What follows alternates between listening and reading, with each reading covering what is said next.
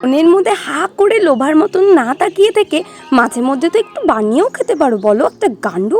দেখো আজকে আমি তোমাদের একদম সহজ পদ্ধতিতে ঘরোয়াভাবে দেশি স্টাইলের চিলি চিকেন বানানোটা শেখাচ্ছি, ভালো করে শিখে নাও।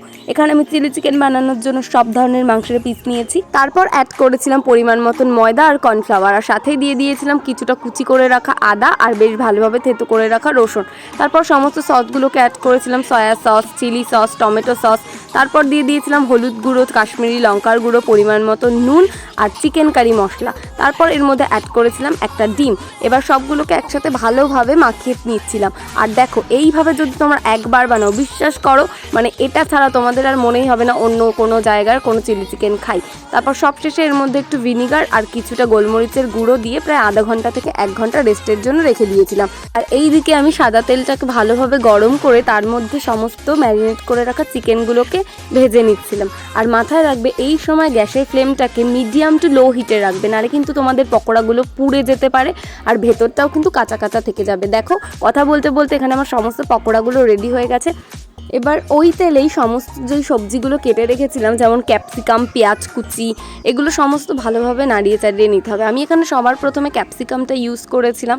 এটাকে একটু ভালোভাবে নাড়িয়ে চাড়িয়ে নিয়ে তার মধ্যে পেঁয়াজ কুচিটাকে অ্যাড করে একটু নাড়িয়ে চাড়িয়ে হালকা ভেজে ভেজে নিচ্ছিলাম। তারপর অ্যাড করেছিলাম থেতো করে রাখা রসুনটা, আর সমস্ত কিছুকে একসাথে ভালোভাবে তারপর মিশিয়ে নিচ্ছিলাম। বিশ্বাস করো এটা যা কী ভালো খেতে হয় সেটা আমি বলে বোঝাতে পারবো না। তারপর এগুলোকে ভালোভাবে ভেজে নিয়ে একটু হলুদ গুঁড়ো, লঙ্কার গুঁড়ো আর একটুখানি নুন পরিমাণ মতন দিয়ে তার মধ্যে আদা আর কাঁচা লঙ্কা আর শুকনো লঙ্কা বাটা দিয়ে দিয়েছিলাম, আর দিয়ে দিয়েছিলাম একটুখানি গোলমরিচের গুঁড়ো আর একটুখানি চিনি, যাতে কালারটা একটু ভালো আসবে। তারপরে সমস্ত কিছুকে একসাথে ভালোভাবে নাড়িয়ে চাড়িয়ে একটু ভালো করে কষিয়ে নিতে হবে। যখন দেখবে কষাতে কষাতে এর গা থেকে তেল ছেড়ে এসছে, তখন এর মধ্যে সমস্ত সসগুলোকে অ্যাড করে দেবে। এখানে আমি টমেটো সস, সয়া সস আর চিলি সসটা অ্যাড করেছি, যেটা আমি আলাদাভাবে বাটিতে করে রেখেছিলাম। আর তারপর দেখো কতটা সুন্দর কালার এসছে। তারপর দিয়ে দিয়েছিলাম এর মধ্যে পরিমাণ মতন জল। তোমরা যদি গ্রেভি করে না খেতে চাও, ড্রাই খেতে চাও, তাহলে তোমরা এই অবস্থাতেই চিকেনগুলো এর মধ্যে দিয়ে নাড়িয়ে চাড়িয়ে নামিয়ে নিতে পারো।